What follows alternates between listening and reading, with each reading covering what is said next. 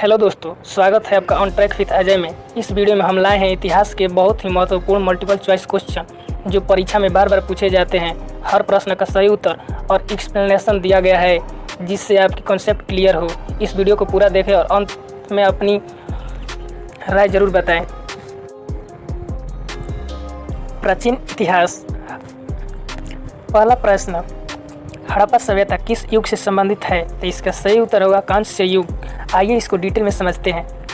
हड़प्पा या सिंधु घाटी सभ्यता एक कांस्य युग नगरीय सभ्यता थी। यह सभ्यता तांबा और टीन को मिलाकर बनाए गए कांस्य धातु के उपयोग से जानी जाती है। नगर योजना, पक्की ईंटें, जल निकासी प्रणाली और व्यापारिक प्रणाली इसकी प्रमुख विशेषताएं थी। दूसरा प्रश्न, ऋग्वेद में सर्वाधिक उल्लेख किस देवता का है? तो इसका सही उत्तर होगा इंद्र। आइए इसको डिटेल में समझते हैं। ऋग्वेद में इंद्र को सबसे प्रमुख और शक्तिशाली देवता माना गया है। इंद्र को वर्षा, युद्ध और विजय को देवता कहा जाता है। तीसरा प्रश्न, गौतम बुद्ध को ज्ञान की प्राप्ति कहाँ हुई थी? तो इसका सही उत्तर होगा गया।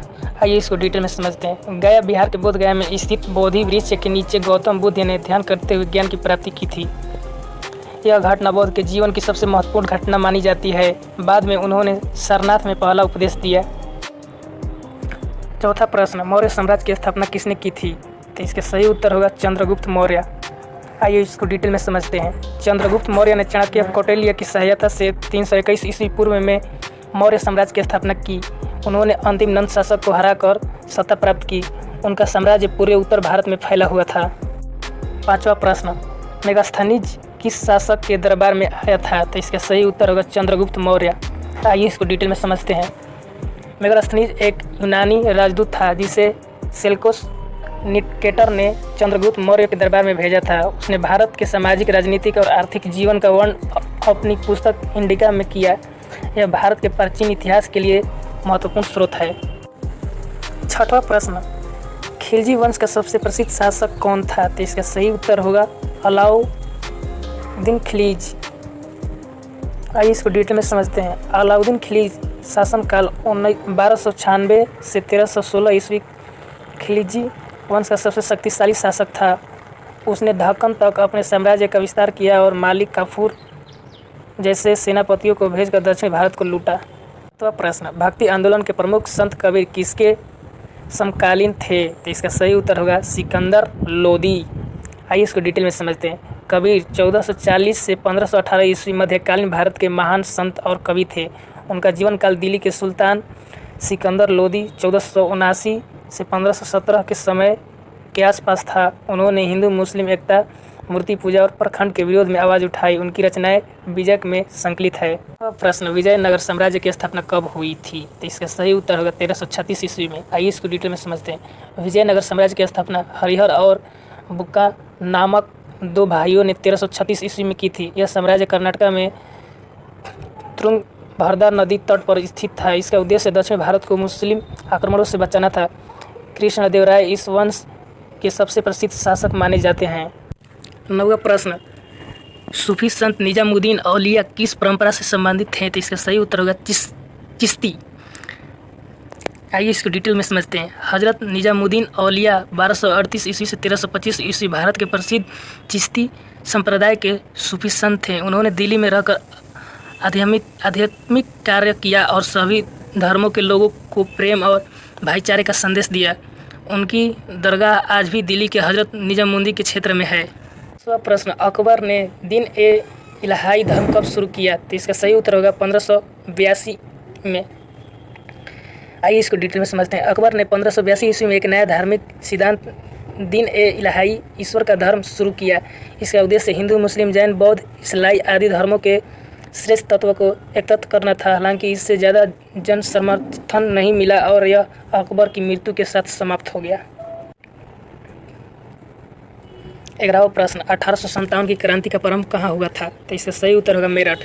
आइए इसको डिटेल में समझते हैं। 1857 की क्रांति, जिसे भारत का पहला स्वतंत्र संग्राम भी कहा जाता है, की शुरुआत 10 मई 1857 को मेरठ से हुई थी। यह विद्रोह चर्बी लगे कारतूसों के विरुद्ध से शुरू हुआ था और धीरे धीरे पूरे उत्तर भारत में फैल गया। मेरठ से विद्रोही सैनिक दिल्ली पहुँचे और बहादुर शाह जफर को अपना सम्राट घोषित किया। 12वां प्रश्न, भारतीय राष्ट्रीय कांग्रेस की स्थापना कब हुई थी? तो इसका सही उत्तर होगा 1885 ईस्वी में। आइए इसको डिटेल में समझते हैं। भारतीय राष्ट्रीय कांग्रेस की स्थापना 28 दिसंबर 1885 को एओ ह्यूम द्वारा मुंबई में की गई थी। इसके पहले अध्यक्ष ह्यूमेश चंद्र बनर्जी थे। यह संस्था धीरे धीरे भारतीय स्वतंत्रता आंदोलन की मुख्य राजनीतिक पार्टी बन गई। जलियांवाला बाग हत्याकांड किस वर्ष हुआ था? तो इसका सही उत्तर होगा 1919 ईस्वी में। आइए इसको डिटेल में समझते हैं। 13 अप्रैल 1919 को जनरल डायर ने अमृतसर के जलियांवाला बाग में एक शांतिपूर्ण सभा पर निर्दय गोलाबारी करवाई। इस घटना में सैकड़ों निर्दोष लोग मारे गए। यह घटना रायलेट एक्ट के विरोध में बुलाई गई सभा में हुई थी और इसने पूरे देश को झकझोर दिया।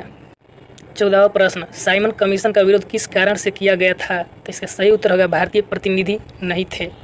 आइए इसको डिटेल में समझते हैं। साइमन कमीशन 1928 में भारत आया, लेकिन इसमें कोई भी भारतीय सदस्य नहीं था। सभी सदस्य ब्रिटिश थे, इसलिए देश भर में इसका विरोध हुआ और नारा लगाया गया, साइमन गो बैक।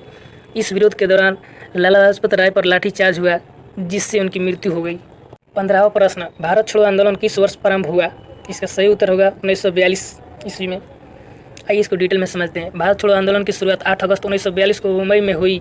इसका आह्वान महात्मा गांधी ने किया था, करो या मरो। इस आंदोलन का उद्देश्य ब्रिटिश शासक को अंतिम रूप से भारत से बाहर करना था। 16वां प्रश्न, सुभाष चंद्र बोस ने आज़ाद हिंद फौज की स्थापना कहाँ की थी? तो इसका सही उत्तर होगा सिंगापुर। आइए इसको डिटेल में समझते हैं। सुभाष चंद्र बोस ने जापान की मदद से 1943 में सिंगापुर में आज़ाद हिंद फौज INA का गठन किया। इसका उद्देश्य भारत को अंग्रेजों से स्वतंत्र करना था। उन्होंने नारा दिया, तुम मुझे खून दो मैं तुम्हें आज़ादी दूंगा और जय हिंद। उनकी सरकार को जापान, जर्मनी सहित कई देशों ने मान्यता दी थी। 17वां प्रश्न, पूर्ण स्वराज की घोषणा किस अधिवेशन में हुई थी? तो इसका सही उत्तर होगा लाहौर अधिवेशन 1929 में। आइए इसको डिटेल में समझते हैं। 1929 में लाहौर में आयोजित कांग्रेस अधिवेशन में पंडित जवाहरलाल नेहरू की अध्यक्षता पूर्ण स्वराज की मांग की गई थी। इस अधिवेशन में यह निर्णय लिया गया कि 26 जनवरी 1930 को पूरे देश में स्वतंत्रता दिवस मनाया जाएगा। बाद में इसी तिथि को गणतंत्र दिवस 1950 के रूप में चुना गया। प्रश्न, नटराज की मूर्ति किस देवता को दर्शाती है? तो इसका सही उत्तर होगा शिव। नटराज रूप में भगवान शिव को तांडव नृत्य करते हुए दर्शाया गया है। यह कला और ब्रह्मांडीय ऊर्जा का प्रतीक है। यह मूर्ति विशेष रूप से चोल वंश के समय दक्षिण भारत में प्रसिद्ध हुई थी। शिव के इस रूप में 4 भुजाएं होती हैं और एक पांव ऊपर उठा होता है। 19वां प्रश्न, भरतनाट्यम किस राज्य का शास्त्रीय नृत्य है? तो इसका सही उत्तर होगा तमिलनाडु। आइए इसको डिटेल में समझते हैं। भरतनाट्यम भारत का एक प्राचीन और प्रसिद्ध शास्त्रीय नृत्य है। यह मूलतः तमिलनाडु के मंदिरों में देवदासी परंपरा से उत्पन्न हुआ। इसमें भाव, राग, ताल और नृत्य का संयोजन होता है। यह मुख्यतः भगवान शिव और विष्णु की कथाओं पर आधारित होता है। प्रश्न, अजंता की गुफाएं किस काल की कला का उदाहरण है? तो इसका सही उत्तर होगा गुप्त काल। आइए इसको डिटेल में समझते हैं। अजंता की गुफाएं महाराष्ट्र भारत की प्राचीन बौद्ध कला और चित्रकला का उत्कृष्ट उदाहरण है। इनकी रचना मुख्यतः गुप्त काल 5वीं-6वीं शताब्दी में हुई थी। गुफाएं की दीवारों पर बौद्ध के जीवन और जातक कथाओं को सुंदर चित्रों के माध्यम से दर्शाया गया। यह यूनेस्को द्वारा वर्ल्ड हेरिटेज साइट घोषित की है। तो ये थे आज के बहुत ही इम्पोर्टेंट प्राचीन भारत के इम्पोर्टेंट क्वेश्चन। आपको वीडियो कैसा लगा कमेंट में ज़रूर बताएं और वीडियो को लाइक, सब्सक्राइब एंड शेयर करना ना भूलें। थैंक्स।